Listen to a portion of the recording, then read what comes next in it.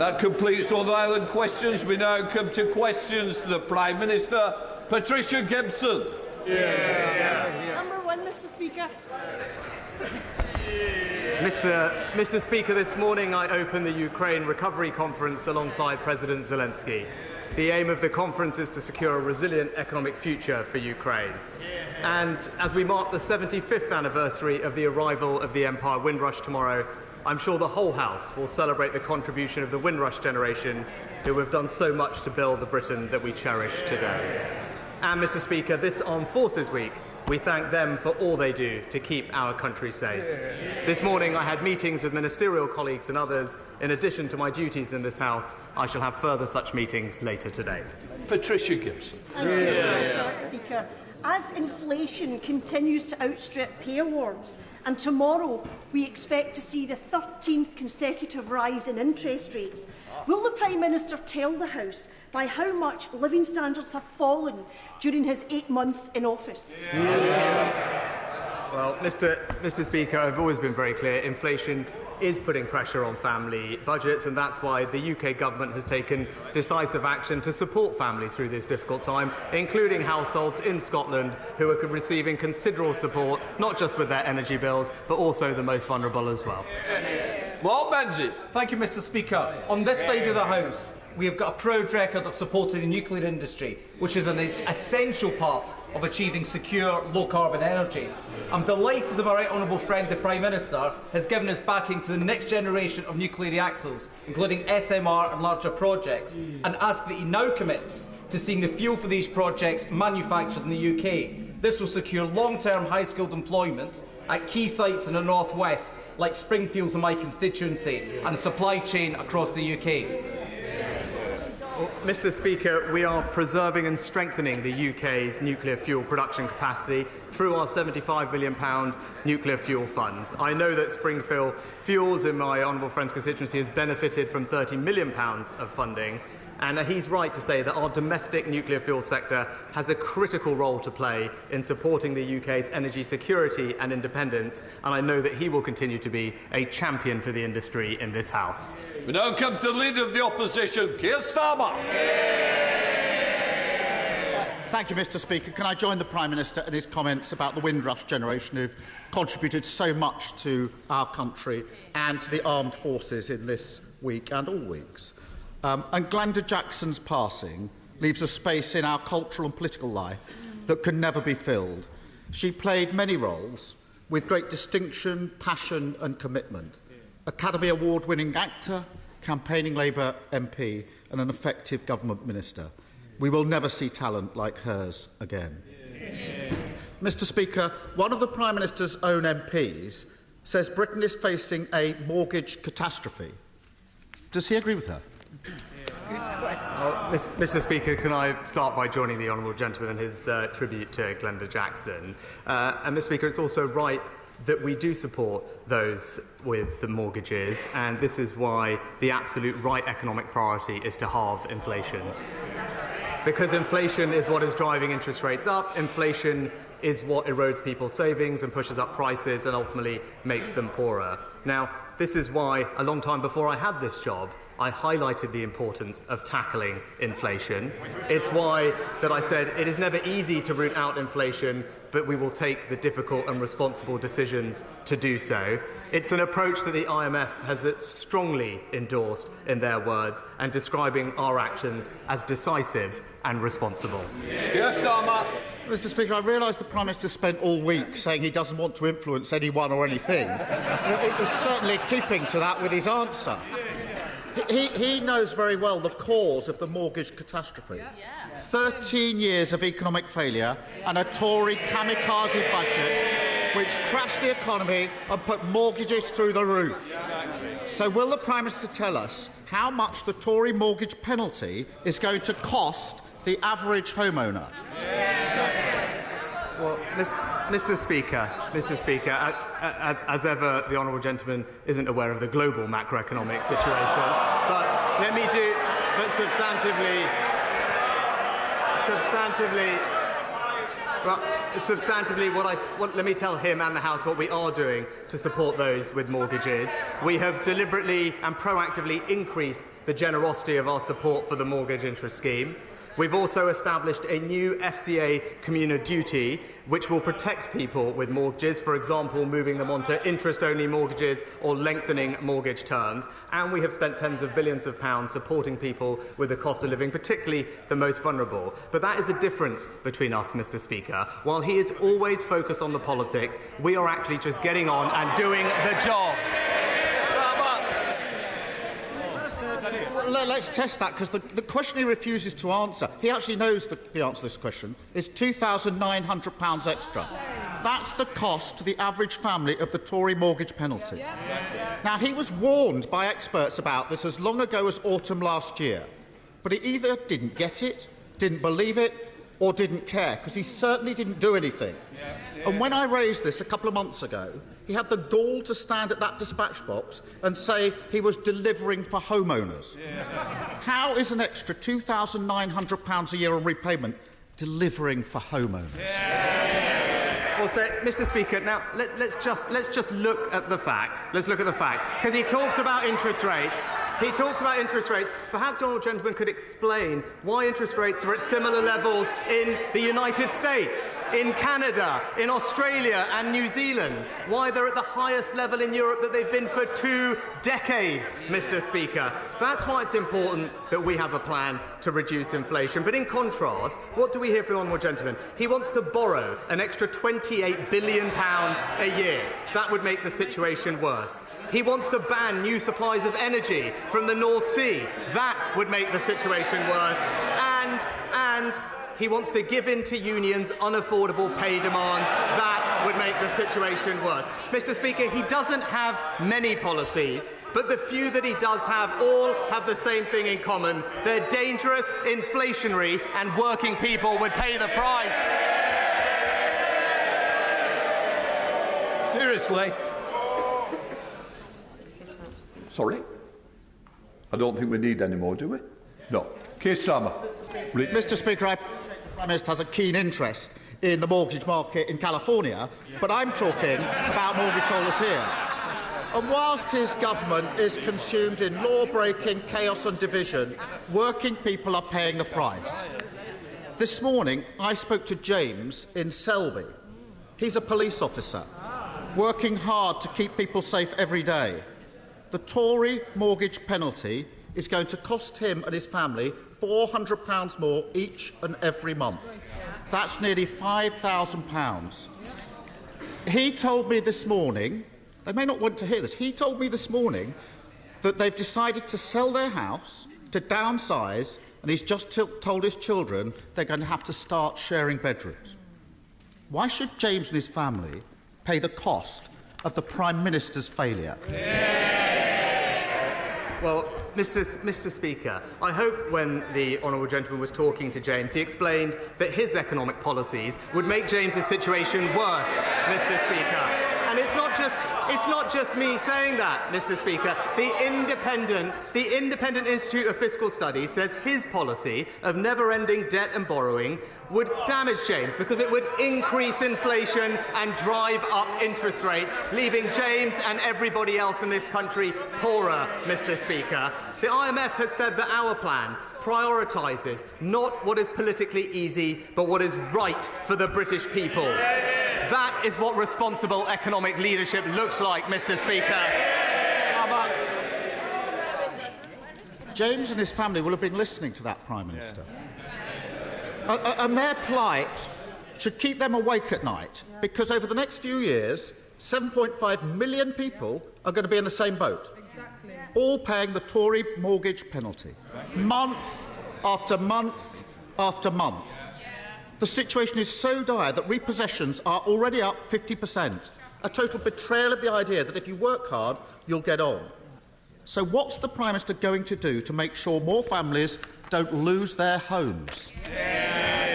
Mr. Speaker, I know he's reading from his prepared script, but he failed to actually listen to the answer that I gave. Well, I did actually spell out in detail what we are doing, Mr. Speaker.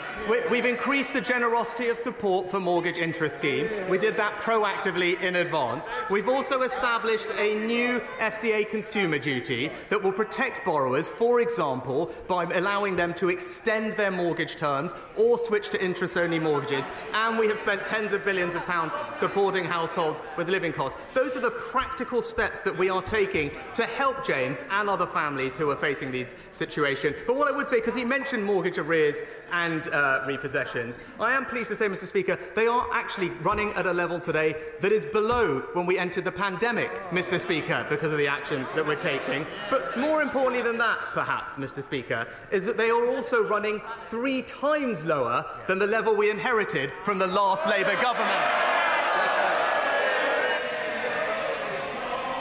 Mr. Speaker, I'm sure from the vantage point of his helicopter, everything might look fine. But that's not the lived experience of those on the ground. After 13 years of economic failure across the country, people are paying the price of uncosted, reckless, damaging decisions by the Tory party. And even now, as mortgages go through the roof, the Prime Minister is planning to wave through honours and peerages for those who cause misery for millions. What does it say about this government that while working people are worrying about mortgage hike, paying the bills, even repossessions, the Tory party is rewarding those guilty of economic vandalism? Mr. Speaker, no amount of personal attacks and petty point scoring can disguise the fact that the honourable gentleman does not have a plan for this country, Mr. Speaker. He comes here every week to make the same petty points. We are getting on and delivering for this country. Yes, Mr. Speaker, inflation is a challenge. That's why we are on track to keep reducing it.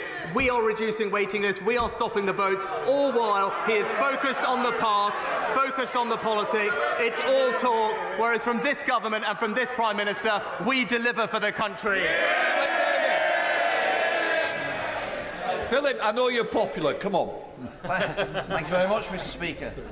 My constituents continue to be concerned about energy prices and energy security. Will the Prime Minister assure me that he will not cave in to the extremist bullies from Just Stop Oil and their patsies on the Labour leadership, as I might add, and instead commit to developing new oil and gas production in the United Kingdom, which will be good for jobs, good for the economy, and make us less dependent on foreign countries for our energy supply? Well, as ever, my honourable friend makes an excellent point.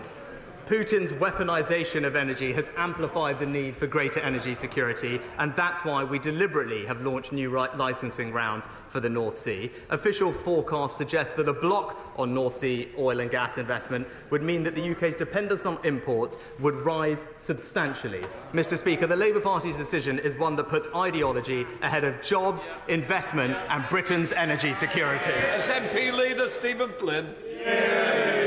Mr. Speaker, in February, the Prime Minister told this here House that borrowing costs are back to where they should be. In March, he boasted we are on track to halve inflation by the end of the year. And in May, he then said economic optimism is increasing. Well, given the dire economic reality of today, is it not now clear that he's taken his honesty lessons from Boris Johnson?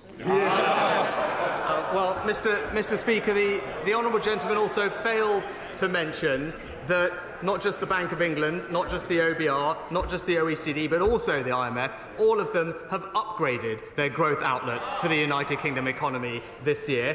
Whilst he and others were predicting that this country would enter a recession, the actions of this government have meant that we have so far averted that, and we continue to be on track to keep reducing inflation because that is the right economic priority.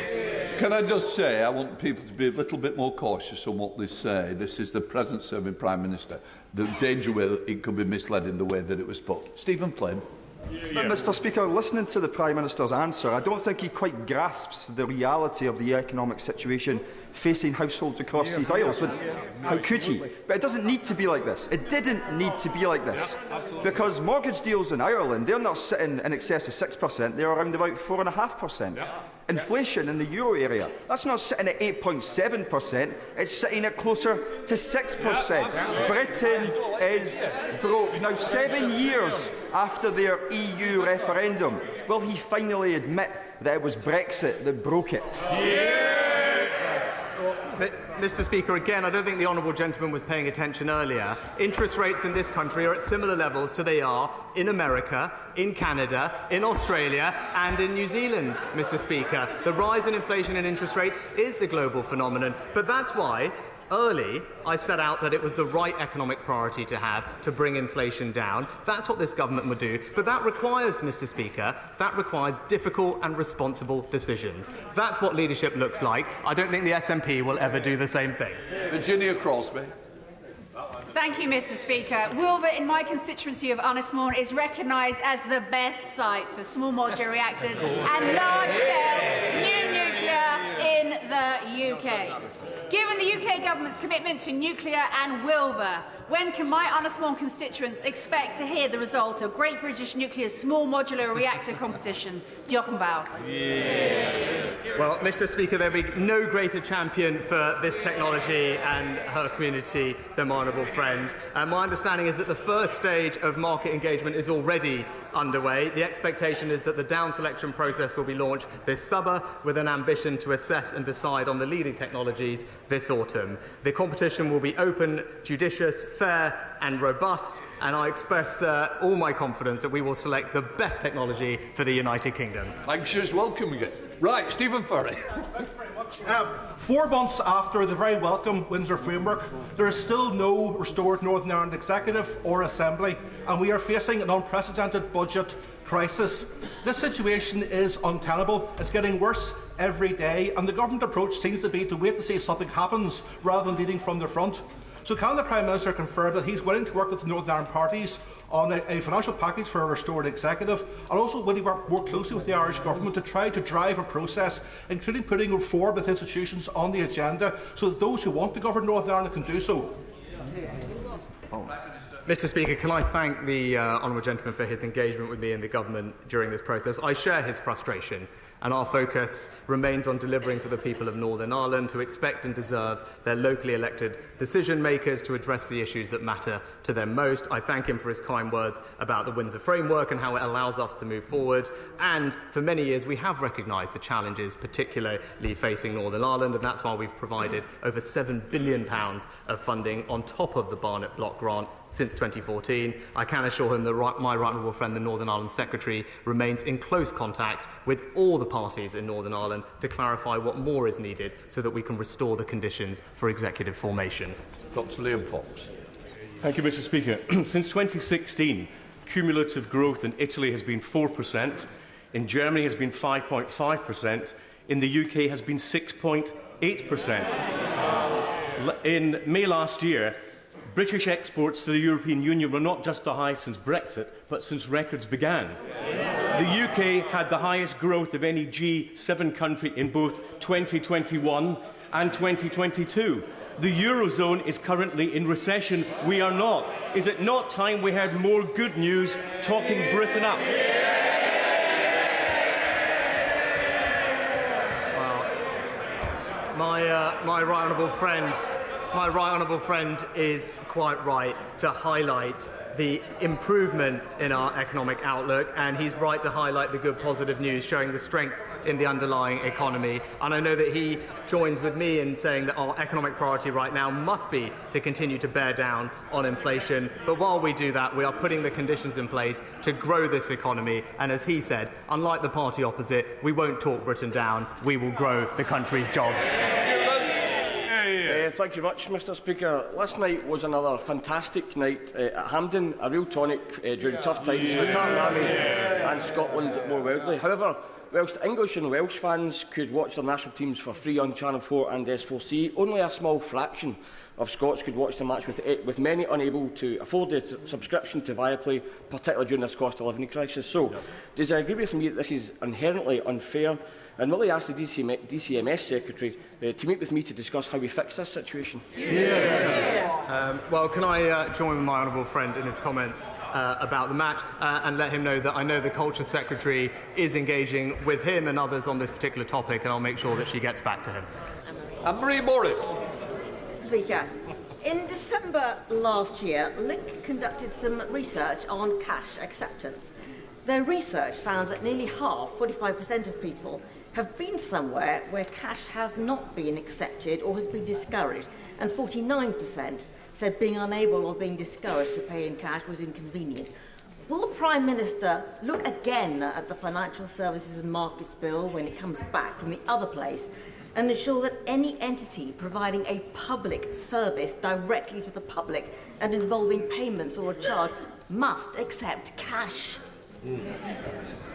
Well, Mr. Speaker, we know that cash continues to be used by millions of people, particularly those in vulnerable groups. And that's why the Financial Service and Markets Bill will, for the first ever time, protect people's access to cash in UK law.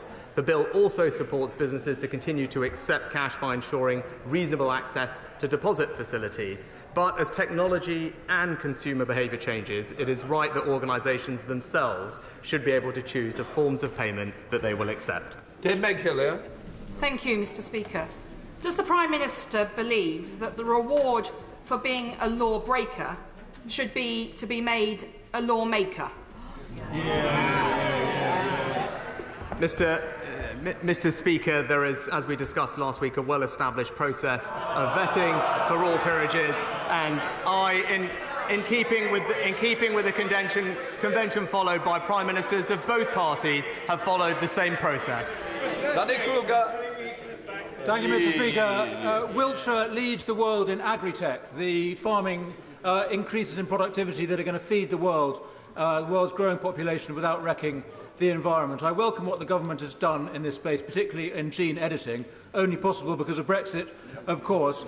Will my right honourable friend acknowledge the work of Wiltshire farmers and tech entrepreneurs, particularly James Dyson, but there are many more?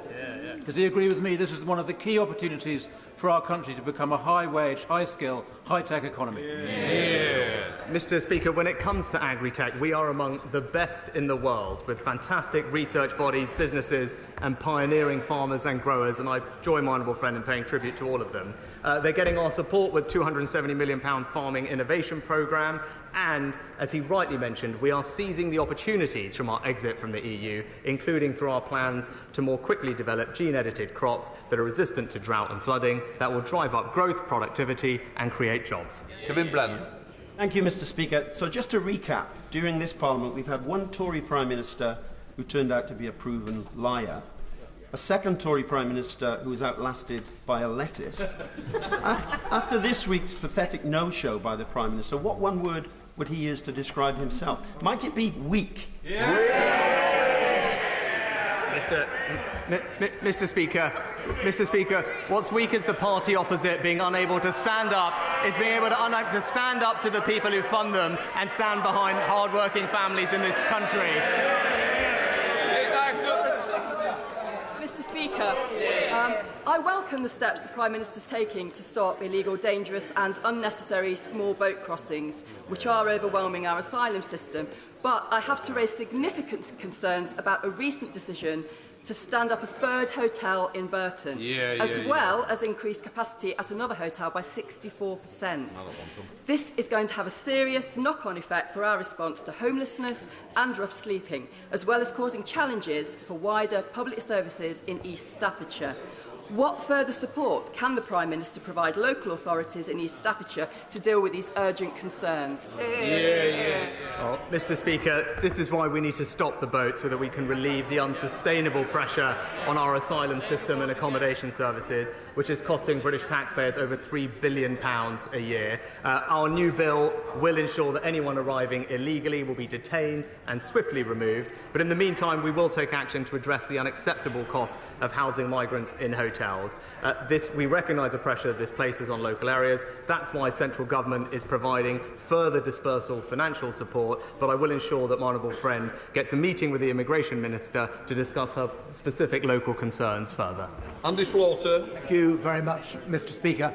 Imperial NHS Trust described the government's recent decision to delay the rebuilding of Charing Cross, Hammersmith and St Mary's hospitals as hugely damaging for the health and healthcare of hundreds of thousands of people.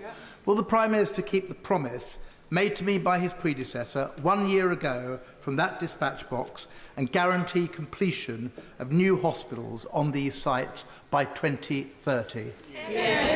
Well, Mr. Speaker, the government remains committed to 2 new hospital schemes for Imperial College Healthcare Trust at Hammersmith Hospital and Charing Cross Hospital, and for St Mary's Hospital as part of the new hospital programme.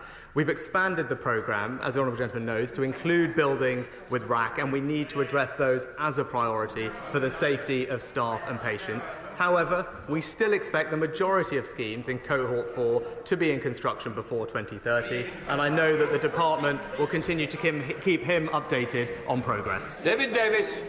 Mr. Speaker, the United Kingdom sanctioned Iran for promoting terrorism, for destabilising the Middle East, for supplying weapons to our enemies, and, of course, the proliferation of nuclear weapons. Within the past few weeks, the journalist David Rose has reported in the Jewish Chronicle that British universities have been undertaking research in collaboration with Iranian researchers and universities into areas of potential military applications, including drone technology, fighter jets, battlefield armour, and laser communication. Will the Prime Minister initiate an investigation into this and take action to stop the failure of our sanctions regime before it does any more harm to the national interest of the United Kingdom and our allies? Well, Mr. Speaker, I thank my honourable friend for raising this important topic. We take all allegations of breaches of export control seriously, and my understanding is that officials in the Department for Business and Trade are currently now investigating the allegations made in the recent press articles cited. We will not accept collaborations which compromise our national security, and that's why we've made our systems more robust, including expanding the scope of the Academic Technology Approval Scheme to protect UK research from ever-changing global threats. But my right honourable friend is absolutely right to highlight this, and he has my assurance we will keep on it. Steve McCabe. Could any of the material the Prime Minister's government is trying to avoid giving to the COVID inquiry cover his tenure as Chancellor and his eat out to help out policy? Very interesting. Well, Mr. Speaker, as I've said before, I think it is right that we learn the lessons from COVID, and that's why, so that we can be better prepared for the future, and that's why the government has cooperated in a spirit of transparency and candour with the inquiry, handing over more than 55,000 documents so far, Mr. Speaker. That there is a very specific point of disagreement. As the honourable gentleman well knows, it is the subject now of legal proceedings, so I'm not able to comment further. Greg Smith. Mr. Speaker, despite being world leaders in motorsport, the UK has not hosted a round of the World Rally Championship since 2019. We now have an opportunity to host a round in Northern Ireland next year to bring in excess of £100 million to the economy. But to make that happen, the promoters need government underwriting of approximately £1 million. So will my right honourable friend the Prime Minister agree with me that this event simply must go ahead and instruct the relevant departments to work with the APPG for motorsport, Motorsport UK and the promoters to make it happen? Well, Mr. Speaker, Northern Ireland is a fantastic place to host international events, and I'm delighted that my honourable friend shares my enthusiasm for driving forward prosperity in Northern Ireland. And with tourism, though, being devolved in Northern Ireland, I suggest he engages with Tourism NI on this potential event, and I look forward to hearing how he gets on. Israel Black. Mr. Speaker, the UK government and His Majesty's loyal opposition refuse to face up to the bleak realities. Brexit is causing weaker growth and a soaring inflation, according to the former governor of the Bank of England. The LSE says EU trade barriers have added an average £250 to household food bills, and Scots fishing chiefs are saying they were sold down the river and scoff at the talk of treaty renegotiation as just spin. With such colossal failures stacking up, and the former PM, who played a leading role in the Leave camp, finally exposed as a serial liar, will the current PM apologise to my constituents in Edinburgh North and Leith? Mr. Speaker, I'll just point out to the honourable lady, because she's going on about the EU and us leaving it. We have actually grown faster than France and Italy since we left the single market, Mr. Speaker. Our exports have also grown by 25% just since COVID, and as we heard from our honourable friend earlier, that every single international organisation has upgraded their forecast for UK economic growth. That's because we've got the right priorities to drive growth, create jobs and spread opportunity in every part of our United Kingdom. Thank you, Mr. Speaker. Hospices across the UK provide quality but also compassionate care to people at the end of their lives, such as Mountbatten Hospice in my constituency, who looked after my office manager Sue Hall when she passed away in March. That's why I and her son-in-law, Miles Rogers, will be skydiving to raise money on Saturday, and we've raised £6,000 so far. The Prime Minister should feel free to donate to the campaign. He will send his best wishes to all hospice workers across the United Kingdom. Well, can I join with my honourable friend in first of all wishing, I think it was Miles, good luck this weekend as he raises money, but also join him in paying tribute to all our incredible hospice volunteers and workers across the country. They do a fantastic job in all our constituencies at a very difficult time for families' lives, and we all owe them an enormous amount of thanks. Kim Farrell. Half of us, sadly, will get cancer at some point during our lives. And half of those with cancer will need radiotherapy treatment. Yet 3.5 million people in this country live in radiotherapy deserts where they don't have close access to the treatment, including my constituency, where my patients living in Westmoreland have to travel 3-hour round trips every day to get life-saving treatment. So would the Prime Minister back our proposal for a satellite radiotherapy unit at Westmoreland General Hospital in Kendal, and also help support all the other members living in the radiotherapy deserts to bring radiotherapy close to their communities too? Well, Mr. Speaker, I know, like the honourable gentleman, that access to healthcare in rural areas is particularly important given the distances that our rural constituents have to drive. That's why we remain committed to expanding the range of diagnostic services that are available through our proposal to roll out community diagnostic centres. And I think the record-breaking capital budget that we have in the NHS at the moment is delivering that, and I look forward to the department engaging with him on his plans for his local area. Thank you, Mr. Speaker. As the Bank of England are raising interest rates to try to stem spending and therefore preventing inflation being baked into the economy, the same can't be said for those with savings accounts. Would it not be good for people to be encouraged and incentivised to save more? And would my right honourable friend and the Chancellor talk to the industry and encourage them or impel them to actually give a good deal to savers too? Can I thank my honourable friend, because she raises an excellent point. It is vitally important that savers are treated fairly and the markets are functioning as competitively as we'd expect them to be. I'm pleased to tell her that my honourable friend, the Chancellor, is meeting with the industry and the banks this Friday to discuss the matter that she's raised, and we'll make sure that she and everyone else gets an update after that. Completes Prime Minister's questions. I'll let the Chamber clear. Mr. Speaker.